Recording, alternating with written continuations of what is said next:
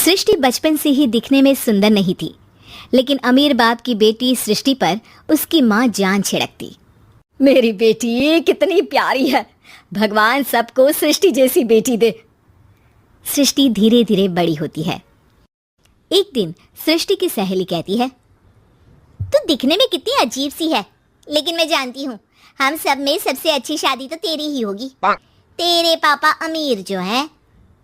और बता नहीं सकते यार, दहेज तो हर कोई देता है, ये क्या ज्यादा ले जाएगी अपने पति के लिए? अरे बड़े शहर में कोठी है इसके पापा की। अरे पापा की है ना, कौन सी इसकी है? इसकी होती तब तो कोई भी लड़का इससे शादी कर लेता।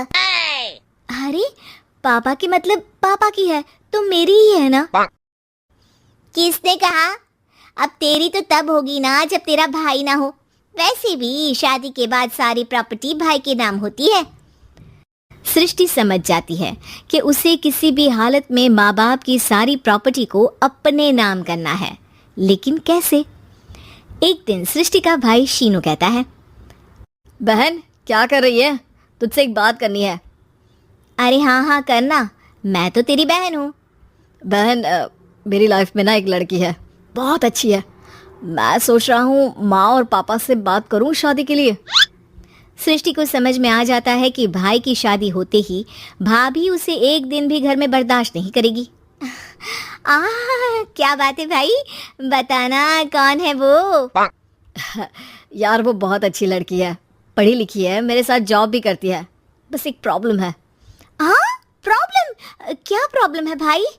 यार वो शादीशुदा है, लेकिन उसके पति ने उसे सिर्फ इसलिए छोड़ दिया क्योंकि उसके माँ बाप दहेज नहीं दे पाए। सृष्टि ये सुनकर न जाने क्यों खुश हो जाती है।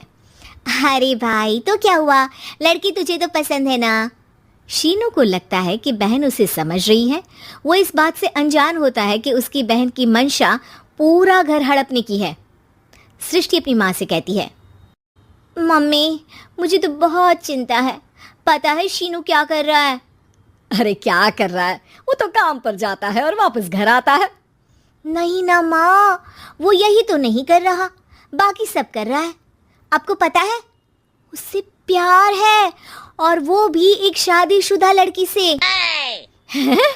ये क्या हो गया, मैं सोसाइटी में क्या मुंह दिखाऊंगी? अरे तेरे पापा तो यही कहेंगे कि मैंने ही उसे बिगाड़ दिया है। माँ देखो मेरी बात मानो, पापा पर भी विश्वास करने की जरूरत नहीं है। अब आप ही बताओ, पापा इतनी देर घर के बाहर रहते हैं क्यों, बोलो? अरे बेटा वो तो नौकरी करते हैं ना। तू बहुत भोली है माँ, पापा का ऑफिस तो 7 बजे खत्म हो जाता है, लेकिन देखो कितनी देर से आते हैं।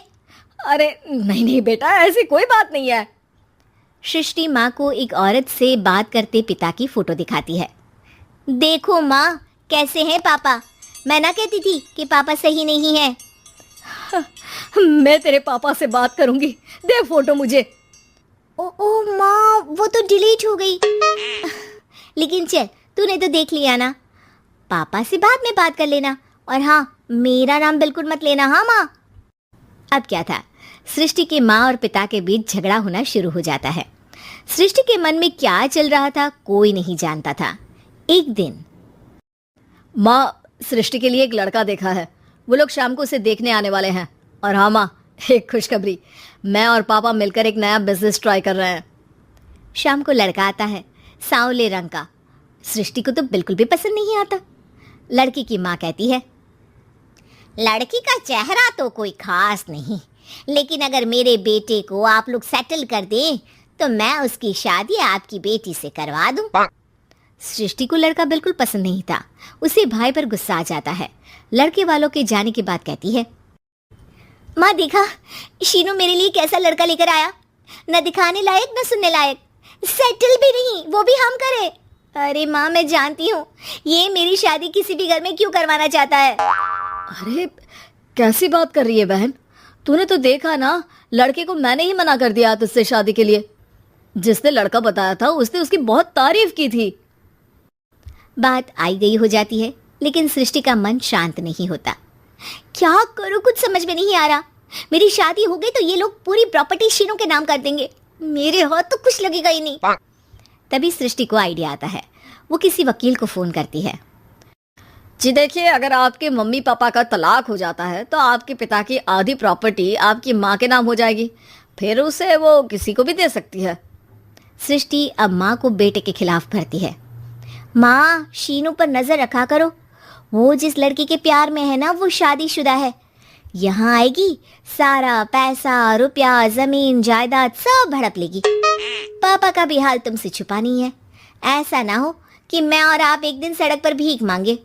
हे भगवान, मैं तो जीते जी मर जाऊंगी अगर ऐसा हो गया तो। ऐसा हो गया नहीं माँ, ऐसा ही होगा। अभी समय है, आगे का सोच लो। मैं तो कहती हूँ पापा से आधी प्रॉपर्टी लेकर अलग हो जाओ। पापा की आधी प्रॉपर्टी भी हम लोगों को अगर मिल जाती है ना तो अगले 7 जन्म सफल समझो। बेचारी माँ बेटी के कहने पर पति से तलाक लेकर अलग हो जाती है। सृष्टि अब पैसों से गाड़ी और अपने दूसरे महंगे शौक पूरे करने लगी। उसके दोस्त भी उसके पैसे इस्तेमाल करते। सृष्टि, कल तुम कहाँ थी? मैं सारा दिन घर पर अकेली थी। तो मैं क्या करूं? मैंने ठेका तो नहीं लिया है ना तुम्हें संभालने का। माँ को सृष्टि से ये उम्मीद नहीं थी। वो बैठकर रोने लगती है। वहीं उसका पति यानी कि सृष्टि के पिता आ जाते हैं। मैं जानता था कि तुम्हारा यही हाल होगा, तो आपने मुझे रोका क्यों नहीं? मैं रोकता तो तुम रुकती क्या? सृष्टि के कहने पर तुमने मुझ पर अपने बेटे पर शक किया, लेकिन तुम ये भूल गई कि कैसे हम दोनों ने मिलकर जीवन में इतना सब खड़ा किया। माँ पति के गले लग जाती है। मुझे माफ कर दीजिए, मैंने आपकी कमाई का एक बड़ा हिस्सा गवा दिया। कोई बात नहीं, तुम साथ हो तो मैं ऐसी 7 प्रॉपर्टी खड़ी कर दूंगा। तभी वहां सृष्टि आ जाती है रोते हुए। माँ, मयंक ने मुझे छोड़ दिया।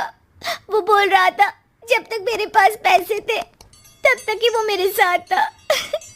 पापा, माँ, मुझे माफ कर दीजिए।